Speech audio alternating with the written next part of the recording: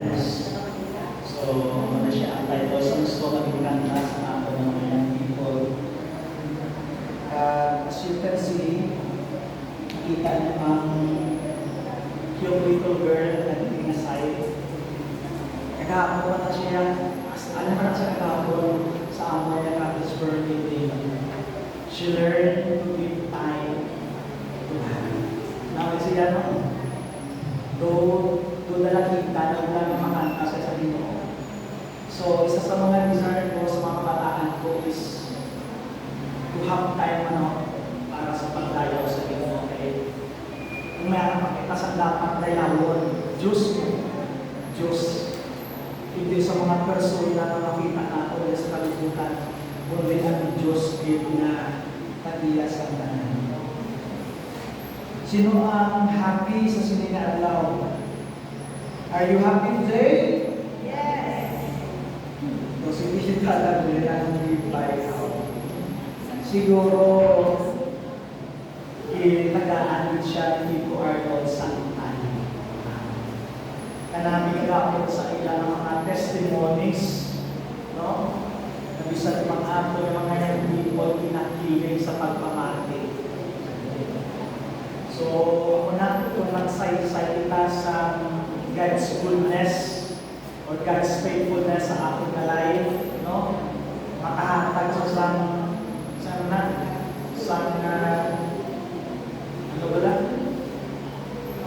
inspiration o na makahatag sa magpapahanong to o reminder sa among mga young children. So, last Sunday, nag-end class ato nga second principle nga ang akong second principle last Sunday is we must invest our time in relationship. So, kung nanaharap kita sa dapat tagaan man sa oras ang aton husband, ang aton wife, ang aton kabataan. So, kung ang iba niya, ihihita lang nila. No? Tagaan na din sa quality time ang aton na panimalay. Kaya kung matagaan ka sa quality time, kung ng panimalay, no, naghahatag man kung ang resulta sila, nag-unite ka mo. Okay? So last Sunday, after sa aton na worship service, kamusta ang inyong application? Kaya dapat mayaman kita yung sa application. Ako, to be honest with you, impaklan yung bulan ang ako ng wife. Ako, susubog pa lang ang bulan. Ang hindi pala fresh na bulan. Ang inang forever na bulan, wala na asang patay o nuwa, no? Ang bulan hasta dyan ko. Kita na lang daw yung buta-buta na nasubog. Ako na puso sabog eh, kita no? Ako na sabog na no? Ang puso na, yung buta-buta na lang ang kila na. So, panglan ko, itampiyan ang Facebook kasi hindi ko na dala ko sa Jose. Kamusta ang inyo yan na time para sa inyong asma, sa inyong wife, sa inyong children? So, dapat naghahanap. So, ang first nato ng principle, we must treasure our time. Dapat tukaan sa bulawan ang inyong mapag-value. Tukaan sa bulawan. And then, ang subong, sinja ko wala na agad sa mga slide. Kung mga medyo busy ang life. So, ang nabunan na ito ng principle, magdagitagya ko na sa ating mga title, where do we invest our time? Diinta, dinatugyan, kinahatag, binaspend ang aton ng mga inuras. So, dapat pinahara din sa proper time. Naginayos ko din ang imong time wisely. Kaya amo na ang ginahamba sa pulusan imong tira. Okay? Nga, redeeming the time because the days are evil. So, as you Christian, as we Christians, we need to be wise. Pinangata na mangin mainalamon kung paano tapos sa ron ang aton ng mga oras. Gani, every time na mga bakit kita sa swimming kind of sermon, kung paano tayo na-invest ang aton na time. Okay? Sa minaalamon nga mga agit, siguro kung aton i-evaluate ang aton mga kaugalingon, dahil po na kita sa wasting time.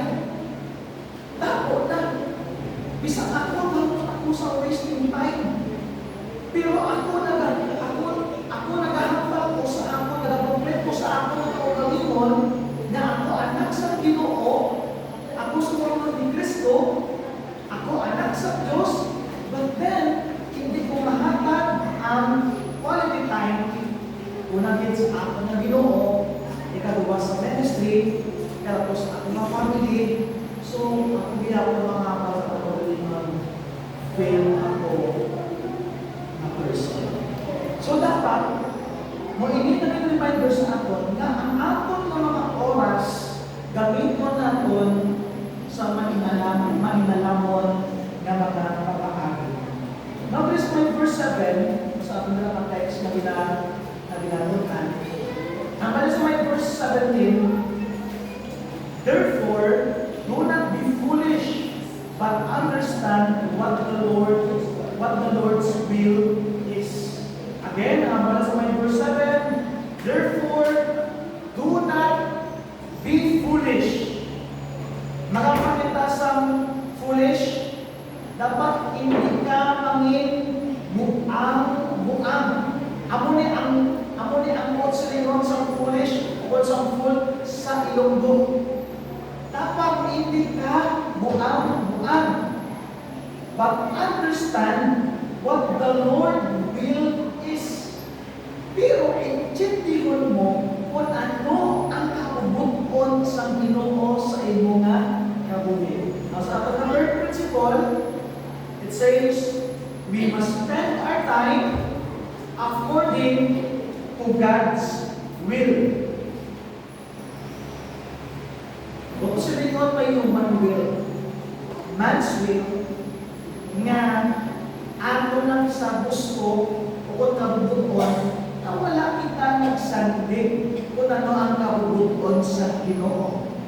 And kita mismo makatestify, makaprove nga na kung ato na ganit kabubuton na aton sundon, pasundan, anong nagkatabo? May mga distraction, may mga danger, may mga failures. Then, tungkol sila, may aras ang struggles, may aras ang problems, may conflicts, may aras chaos. And it's because wala kita nag-rely kung ano ang kabubuton sa Ginoo. That is why we have so many things na katatan ng mga butang naging ta, hindi sunod sa kabubuton sa Ginoo. Then tungkol sila, naguyang kita sa oras, ano man kadako na oras, sila ang mga bagay na nagpapananggal sa mundo na naging useless.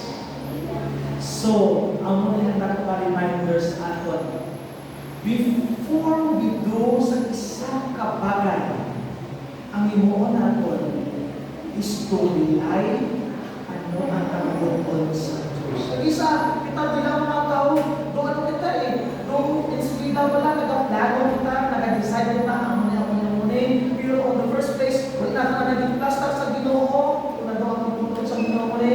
Then, after sila, may mga chaos, may mga conflicts na naglalako. It is because wala na-connect ang aton will sa will sa aton na Ginoo. Siguro kung ako lang mabasa sa atong pagbulingon, kagakot i-relate sa sinayong third principle na to, we must spend our time according to God's will. I have so many things in my life na naging failure ako. And it's because wala ako nag-rely sa ating tuyo sa kabuhi sa Ginoo. Amo na ang danger, brother. Ako may nakapakita sa dapat panumdumon ang sa maghimo sa bagay o sa akong anay unang hina ang mga bagay kabubukon na bala sa Ginoo. Di pastor sa anong mga pag-abutan, sa anong mga aspeto, sa tanan na aspeto sa pagpangabuti natin dapat nakasandigin sa kabubukon sa Ginoo. Kaya kung hindi kita magsabi sa kabubukon sa Ginoo, siguro ilang kalibo ng mga oras ang ato na natuyan o sa ato na pauwi. So, may makita natin, first, we must use our time wisely and not foolishly. Well, in fact, ang buminin ang ginahambal sa tulong sa Ginoo, dapat gamiton ta ang atong oras na mainalamon na hindi buang-buang. Amo na ang medyo sakit na tulong na makita natin rin in verse 17. Kaya di na ang gingamit na dyan ang Apostle Paul, ang word na foolish. Buot ko sila yun, during this time, makatestify si Apostle Paul sa silang mga katawan dali na ang mga katawan, wala sila nagasandig kung ano ang tulong sa Ginoo, ano ang ginawa ni Apostle Paul, o kung sa mga apostoles, kung sino man ang mga ministers, ang ila yung balik kung ano ang ila na gusto. Ginahamalan na sila sa tulong sa Ginoo ni Apostle Paul, redeeming your time because your days are evil. Dapat imusnan, dapat pagtulon mo na ang oras subong, kaya ang panahon. Balikan natin ba? Ilan na itong ligayan na ginahambal ni Apostle Paul. Redeeming the time because the days are evil. Pila na ayhan, kalibo katuig, yan ang lipas na ginahambal niya. Imagine mo ha, on that day, makahambal si Apostle Paul because the days are evil during the time. And days go by, and until now, doon ano natin puro kalakot at kalibutan pa. No?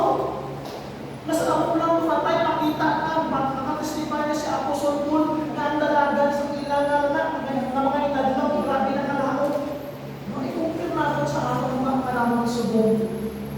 At maghapal kita, grabe naging kalakot ang aton niya kalibutan. Ano lang, ako pala nagaskat sa mga Facebook, kung ka mo nagana, kung ka mo nag-a-abide, nag-a-abide sa ating mga news, nag-a mismo makahambal. Manahitsit ka rin kung ano ang nagkalatao. In social media, okay? Makita mo ka lang. Ang kalamutan sa pilong kalibutan, matestify kita, maaarakin sa social media. That is why you Christian, we Christian, we need to be careful on how to use our social medias. Kaya kabulay, nag-reflect kita sa mga tao. Okay? At first, we proclaim, no, we are Christians, but then, kung lahat kita sa social medias, please, gamay man niya paghalong. Okay? Hindi na siya pang-barangay, pang-banwa, pang-nasyon, pang-international binansa. Ang ato ng mga posting kalambot na sa iba niya pungso. No? So, grabe ka-powerful ang ato ng social medias. So, please, no? Do not be foolish, but be wise how to use your time. In order to do that, we must understand what the will is for our lives and spend our one and only life to do His will. Ano ito kanina natin nga praise o kanang word nga kinabalik-balik na kung last Sundays is the word YOLO. You only live once.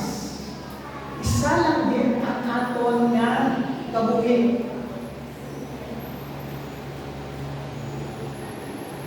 Kada adlaw may patay din. May patay din kada adlaw. Ano man ang klase kamatayon, basta kada adlaw may patay. Okay? So doon na pakita naton nga ang kabuhi isa lang din. Life is YOLO. You only live once. So kung isa lang ang kabuhi, hindi na tali ko mag-push na sa aton. Ibalik na lang sa Ginoo. Ialagan na lang sa Ginoo. Simbahan ang Ginoo sa kabuhi mo. Isa lang kabuhi mo. Katungkol lang. No, matapos ang kabuhi mo, then ang iyong oras, yung expenses ng pagpuntan, wala kong gamit para sa pag-alaga sa Ginoo. Because His will, na kita tanan pag-aatubang sa Ginoo, one by one. It is appointed that the man wants to die. Then after that, judgment. Hukuman kita sa Ginoo. That is why, subong, binaliman kita sa Ginoo. Give time to God. Give time to God. Habang ito oras sa Ginoo, hindi na magpagduwa-duha, hindi na magpamalibad pa, kundi hatag na tayo sa Ginoo. So ang munin, in order to do that, we must understand what the Lord will is for our lives and spend our one and only life to do His will. We cannot really manage time. Gagabati ka mo na statement. We cannot really manage time. Kami sa seminary, ito dulat din eh. Pero after seminary, bugtaw kami last 4. Okay? Mata kami, time for God kami, devotion. After sunat, mag-prepare na sa namon na bed. Dapat ang bed na namon na kami na, nakaipit. Lumatos na namin, MA, no? Kami na disiplinagin. Tapos sa mga sinilas na, nakasunod na sa talong sa amon na kami. Ang amon na mga balde, ang amon na mga kaldero, nakasunod na. Lagi na makita, ang umagunan, natagunan sa blanket. Na walang man may makita na ulunan, mga bayo, wala ka sabit-sabit, ako na. Hinatugin. Grabe ang disiplina. Kada oras, no? May aragin sa proper time, sa amon yung mga bagay. Kung wala, igulang ka. Natutuan kami. Hindi ko yun pa, kung nakunan na taon ng Bible, ako man yung natutunan sa Bible. No? Na dapat i-dabit mo ang oras sa kinalaman din ng mga agi. Bawag sa dyan, may after sa seminary. No? Galain na ang dalagan sa management. Galain. Pero ina-try and try para ang oras, siguro sa mga pulis na siya, no? Dapat ang kada oras ginagawin, may discipline sa time, no? Yung ginagawa. So kung siya makita natin diri, hindi tutod yung manini, hindi natin mamanage ng mayan ang aton ng mga oras. Pwede yung oras na dalagan ako. Nadalagan na. Hindi naman siya ma-delay, hindi naman siya matagasin, hindi naman siya ma-save, hindi naman siya madula. Ang una ang oras. So, ang ating tandaan, no matter what we do, time keeps moving forward at the same rate. Ano man ang ginayutan mo, mas kadalagan na dyan po. Hindi na tayo kapalit. Hindi na lang papundo. Hindi na lang panasin. And then, makita natin rin nga ang challenge is not to manage time, but to manage ourselves. So nakita ko rin ang hindi nga article na kami nga statement, sinimuto at gitmanto. We cannot really manage time, but we can manage ourselves.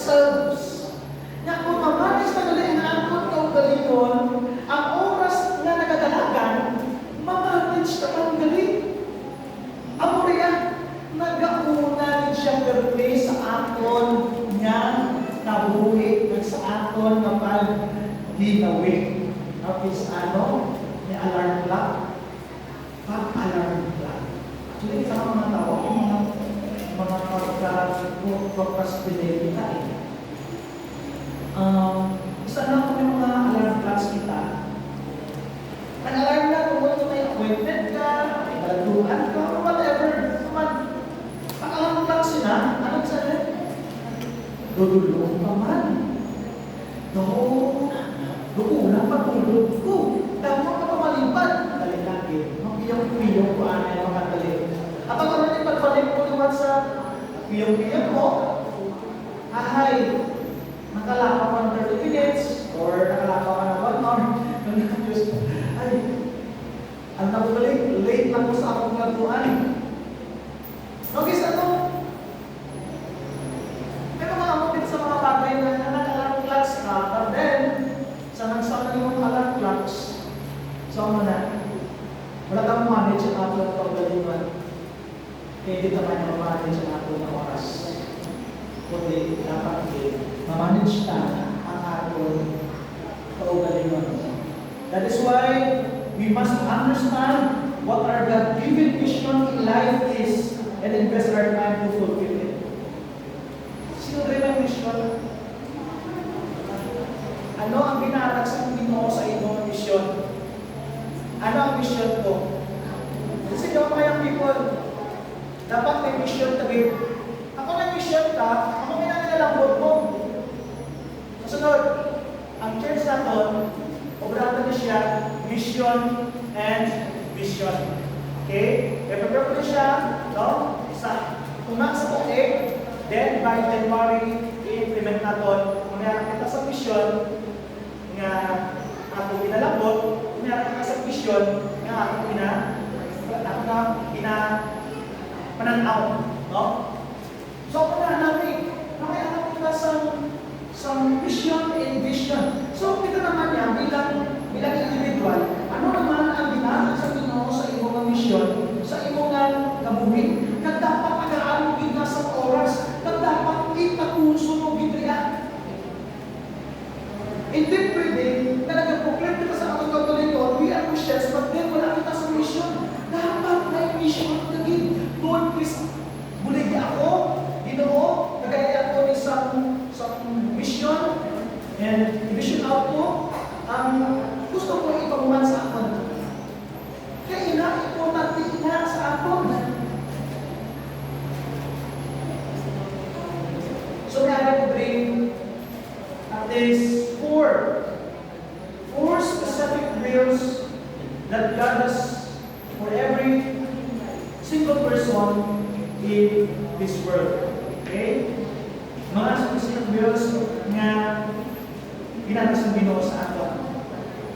Na ginagawa sa Ginoo sa atin. Number one, is it this. God wants us to get to know Him and love Him. First and foremost, na ipapunta ang Ginoo, at ibaluon ta ang Ginoo sa aton ng kabuhin. This is the first God's will na dapat natin imuligin. Kilalahon, ibaluon, kagiluhaon ang Ginoo. We were made to put Him at the center of our lives, at the center of your marriage, at the center of your career, at the center of your work, of your family, in the church. Dapat ginaibalo na ginagugma na ang Ginoo na tilabaw sa kanyang mga bagay na may araw kita sa ating mga kabuhi. Therefore, we must set some specific goals about getting to know God and learning to trust God. Ako wala na ang miss ko din, no? May some of our members in this church na amat-amat sila nagalipuak. Nagano ba? Nagasalo sa pulong sa Ginoo. Ang hindi ng mga person na na-notice ko, they learn to know God more and to love God more. Na-amaze ko rin sa iba. Kaya kung may araw ako sa isang misyon, naimuha ko sa imong kaugalingon, kilala ako mo bilang Ginoo.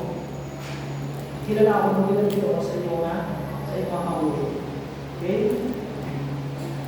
Sabi ko sa mga tungkol sa mga people ako. Na people,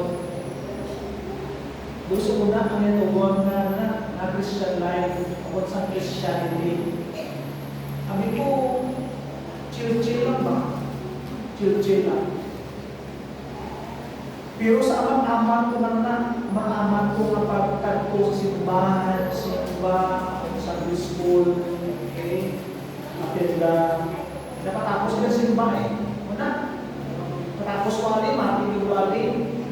Mag-amat na kita sa Pinoong sa akon, ano minabuot sa lingon sa kabuhi ko, ano minabuot sa lingon sa tulong niya, ano minabuot sa lingon sa pangalagan, ano minabuot sa lingon sa pagikugma sa iya sa kanyang aspeto, spiritual, gin, pakita gid sa Pinoong sa akon. Tutuod, paano tuod magtubo ang isa ka persona kung wala ang paglong sa iyang pusoon sa pagkilala sa Diyos at sa pagtutulungan sa Diyos. Pero ang sa Ginoo, ang isa sa mga pagtutulungan sa Ginoo, ay kilala mo din sa iyan. At inumakot din siya sa ato ng mga kabuhi. Dahil kanuha rin ang specific will sa Ginoo, God made us to become like Jesus. To become like Jesus. Ang Christ likeness, ato na gina-live every day. Ato na gina-apply every day. The people around us makakita sa aton. Wow, grabe. Last final game sa aton nga sa aton sports ministry. Kaya ako nakalipay, grabe din. Tungkol nga ang iglesia, pero dito ko na shout out sa ako na ako sir. No? FBC o ng Faith Baptist Church, pina-shout out dito. Kaya nanging kabahin ko mo sa silingang ministry. Actually, hindi siya, ang ministry na hindi siya kamay na ministry. This is huge ministry na ginagawa sa Pinoy sa atin. Madali mo na 10 barangays. Ulo ka barangays, tatuan mo, kagwalihan mo, kang pinakadudulugid na tao, ako kagabi. As in. So, last play, last preaching man kagabi. Salamat sa inyong pagmamapulo sa akin from day 1, since day 1, until last day, Jesus did ko sa Pinoy. I tell you, sacrifice ko ang time ko para sa akong family for this ministry. Halin ko sa aking balay. Biyaan ko mga bata. Mabiyahe ko sa motor. Magandang sa barangay mo din akong schedule. Pagbuli ko sa balay na mo, mga bata ko tulog na. Ang sacrifice na ginagawa ko sa ministry, kapoy, pulaw, kapulit ko sa alas 12, alam ko na. Then after sila, pagkakot ko sa balay, may edit ko na sa kamon nga. Mga ginagawa na ng best player na. Silip ko sa kitulog. Wala ko lang ko sa tayo sa mga bata. Ako ang message ko sa kitulog. Lord, after this, mababay ko sa iyo.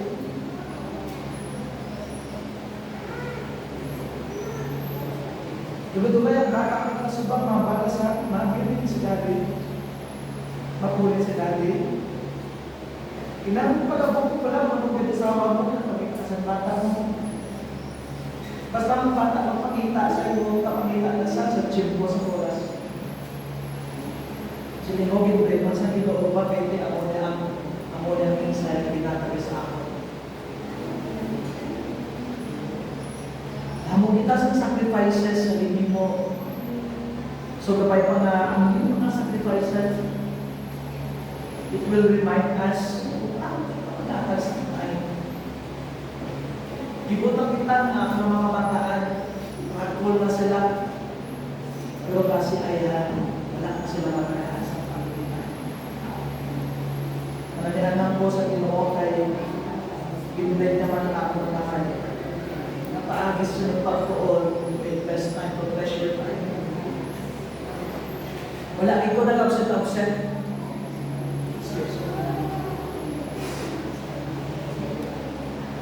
Since day 1 sa Suningan Ministry, wala ko nag-absent. Eh kung mag-absent ko, is kami nakasama kinanglan imanin sa mga players. Hindi ko pwede. That's why na yung akin ko para ma-manage yung inyong sports ministry. Actually, ang first na sports ministry halin sa iba ng mga churches na pinangihan ko, amo na ang ginput up sa Ginoo sa akin. Kaya ko, napasalamat ko na wala ko bilbilin sa iri. Aragin ka mo na naguling sa akin. Nag-spend ka pila ka-finances sa Suningan Ministry. But always remember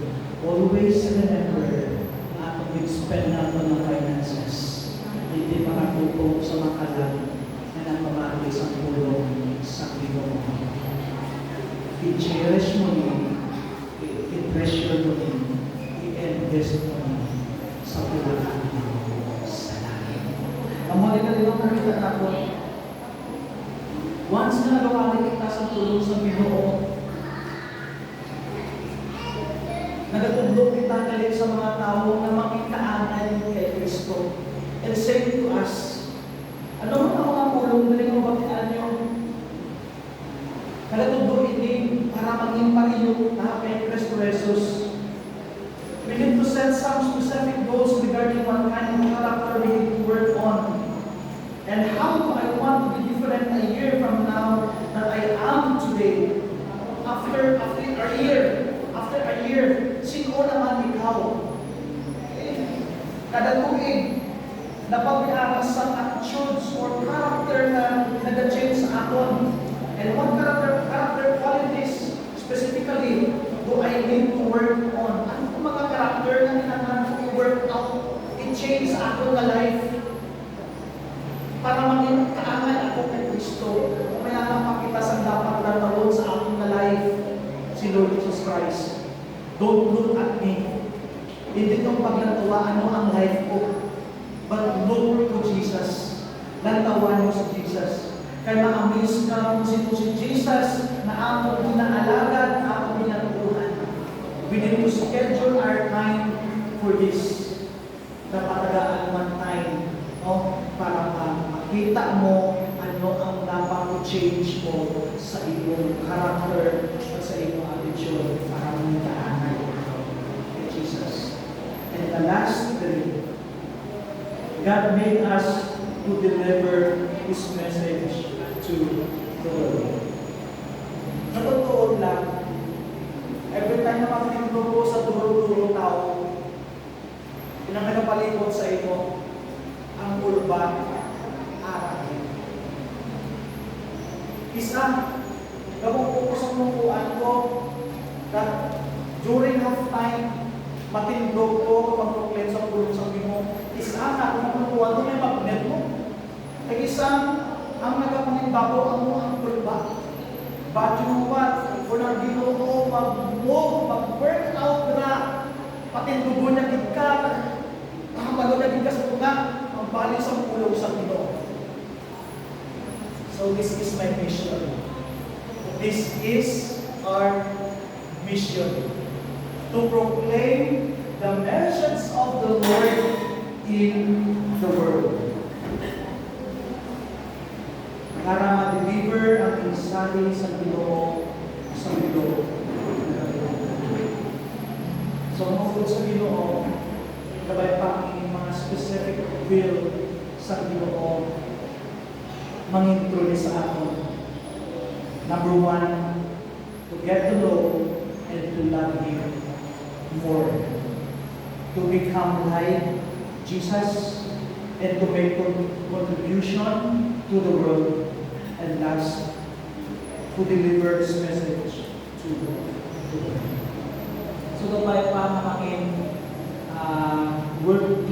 Christian kita.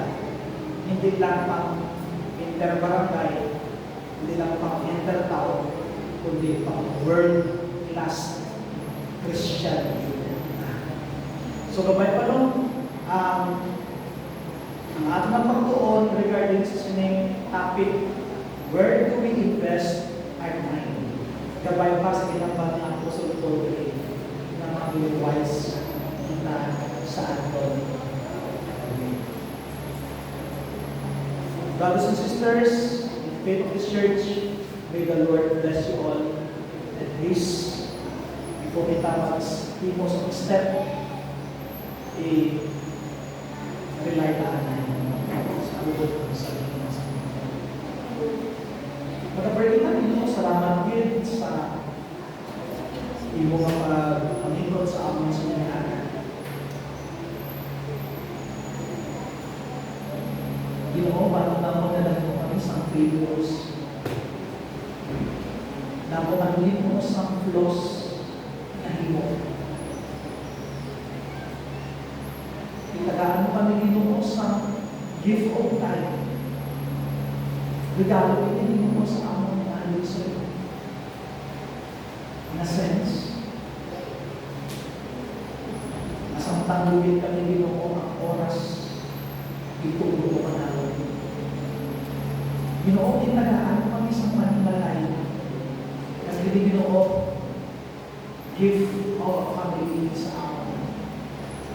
Itagaan mo kami sa husband, sa wife, children. Ginoo, buliti kami. Itagaan sa oras at sa amin. Sabisan pa Ginoo ang tuwalin tayo man nag-aaral sa iyo, nag-aaral sa ministry na ibigay mo sa amin sinakalimutan. Sometimes Ginoo, advent ako sa aming pagkakita naging foolish kami sa aming Christian life. Abilang naman wala pag-iisang error, abilang naman okay lang, pero naging foolish kami sa iyong Ginoo na tulong. Pero Ginoo, sinigaaga, sa inaaglaw, i-remind kami sa inyong mga tulong na kami ng mga gustuhan mo, dapat kami mga may pailalamon sa among pag-itatuloy. Kaya hindi ko salamat din sa sinigaaga sa pag-remind sa among kabay mo rin mga may pag-uulin sa among pag-itatuloy. Pinatubiran mo sa inyong panan sa ngalan na Jesus. Thank you, Ben. Kaya kita mag-bless sa ating tayo. So, tayo.